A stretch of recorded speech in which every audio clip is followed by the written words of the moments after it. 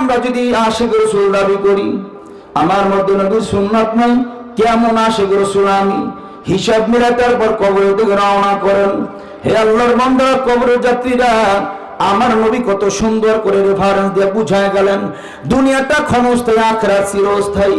এবার নবী আপনাকে আমাকে শেষ সময়ের কিছু নসিহত শিখায়া যায়, জগৎ থেকে বিদায় হওয়ার আগে কি কি কাম করবা।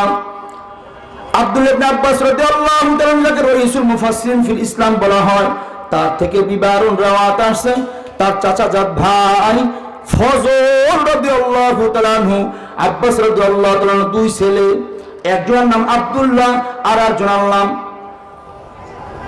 ফজল। কষ্ট হয় আপনাদের? সময় একেবারে কাছাকাছি চলে আসছি তো, এই জন্য বয়ানটা গুছাইতেছি। ফজল রাদিয়াল্লাহু তাআলা বর্ণনা করেন রাইসুল মুফাসসিরিন ফিল ইসলাম যাকে বলা হয়, আব্দুল্লাহ ইবনে আব্বাস রাদিয়াল্লাহু তাআলা, লম্বা ঘটনা, যদি সময় কুলাইতে পারি শেষে গোলা ওদিকেও হাত দেব, আল্লাহ যেন বরকত দান করেন, আমিন করেন। এবার নবী আমার যতদিন জগতের মধ্যে ছিলেন, 2 মিনিট একটা বয়ান বুঝিয়ে দিছে, আমাকে সহজে জবাব দিবেন। নবী আমার যতদিন দুনিয়াতে ছিলেন কাদের জন্য কাঁদছেন?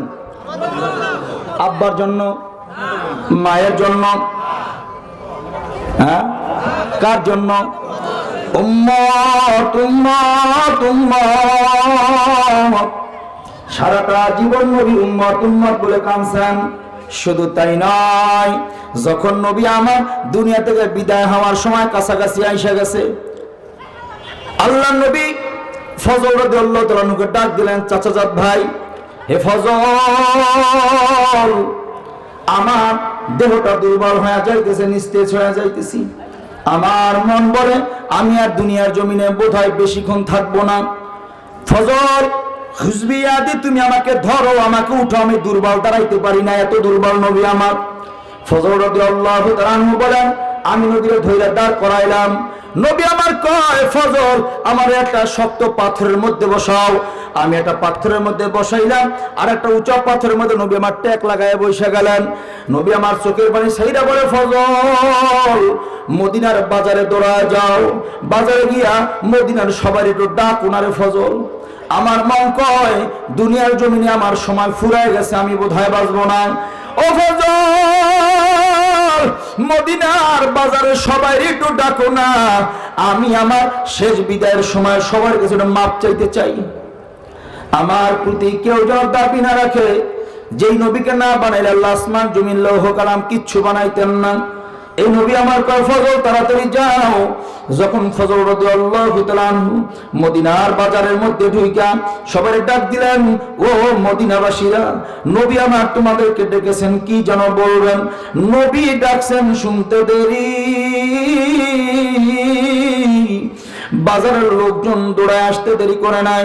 নবী আমার পাথরের মধ্যে ট্যাক লাগায় বসলেন, চতুর্দিকে গোলাকার হইয়া নবীর সামনে সবাই দাঁড়ায় গেলেন।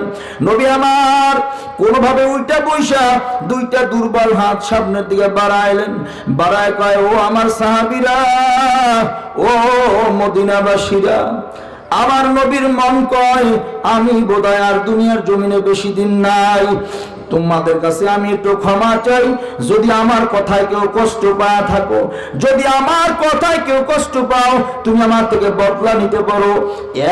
এক কথার বিনিময় তুমি আমার 3, 4, 5, 10 কথা বইলেও বদলা নিতে পারো। আসুনি এমন কেউ আমার থেকে বদলা নিবা নিয়া না। তারপর আমি নবী কবর পথের যাত্রী হওয়ার আগে সবার থেকে ক্ষমা চেয়ে নিতে চাই। দাবি রাখবে না, আমি নবীকে ক্ষমা করে দাও। ময়দানে মাহশরে আল্লাহর আদালতে আমার কোন উম্মত যদি আমার বিরুদ্ধে আদালতে কিবরিয়াতে মামলা দায়ের করে, আমি নবী হইতে পারি, আদালতে কিবরিয়াতে ওই মামলা আমি কোনোভাবে খারিজ করতে পারবো না। নবীর আমার এত ভয়, কবর পথের যাত্রী হওয়ার আগে কেউ কোনো কথা বলে না। সব সাহাবীদের চোখের মধ্যে পানি। নবী আমার হাত নামাইলেন, আবার হাত উঠাইলেন। কেউ কি আসলে এমন এই মাজলিসে আমার থেকে 1, 2, 3 দিন আরো পাও, দেড়হামও পাও, যদি থাকো বইলে দাও, আমি কবর কবর পথের যাত্রী হওয়ার আগে আমি চুকায় দেয়া যাব, মিটায় দেয়া যাব। তারপরে বলি আমি নবীর প্রতি তোমরা কেউ দাবি রাখবে না।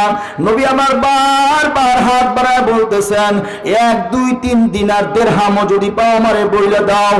এক সাহাবী দাঁড়াইলেন, ইয়া রাসূলুল্লাহ ইয়া হাবিবাল্লাহ আমি আপনার থেকে 3 দিনার পাই, কেমনে পাও একটু আমারে বলবা।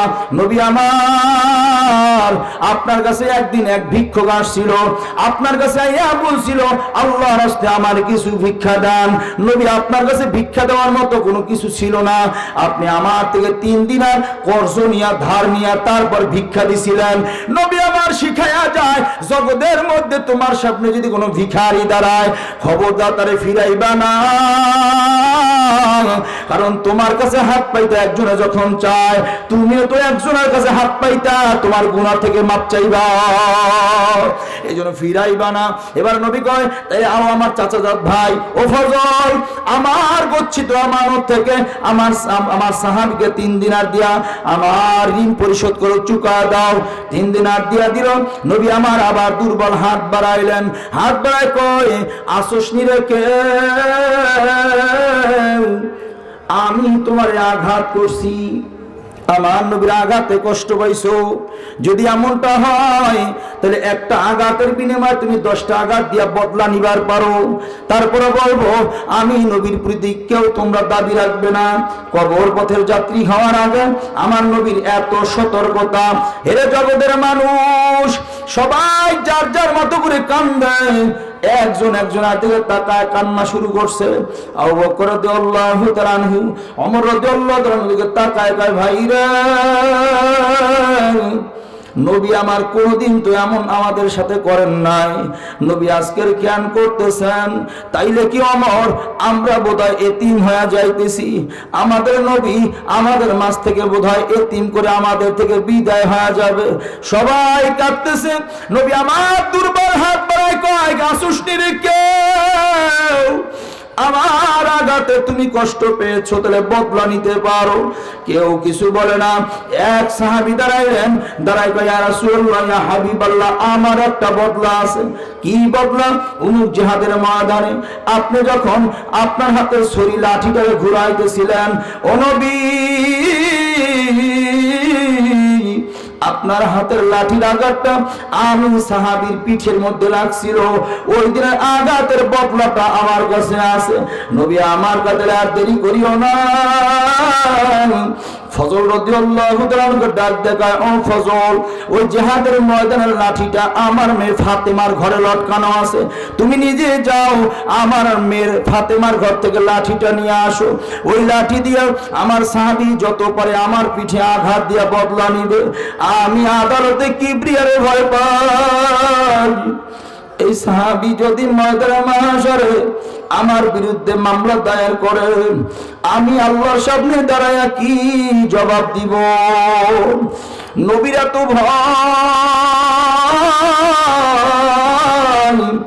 যেই নবীর আগের পিছের সব গুনাহ মাফ, যেই নবীর জন্য আল্লাহ সবকিছু কায়নাতকে পয়দা করলেন, এই নবীর উম্মত হইয়া আপনার আমার আলহামদুলিল্লাহ হযরত চলে আসছেন আলোচনা পর্যন্ত।